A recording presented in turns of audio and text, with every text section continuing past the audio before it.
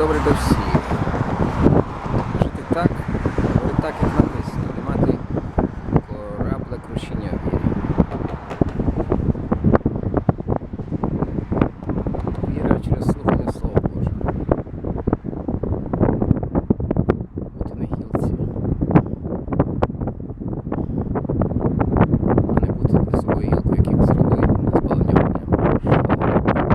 Вже ножки не охоти, не раду безбожник, не сидіть за ріки, не стоїть на дорозі грішних, по законі Божому його насолода. По закону його він роздумує день і ніч, коли він дерево, як дерево посаджено при потоці води, що від своєчасної листі його не в'яне, і все, що він робить, поспіє. Так і безбожні, вони в полобі мають від. Вони стоять безбожні на суді праведних. Дорогу праведних знає Господь, а дорогу безбожних загине.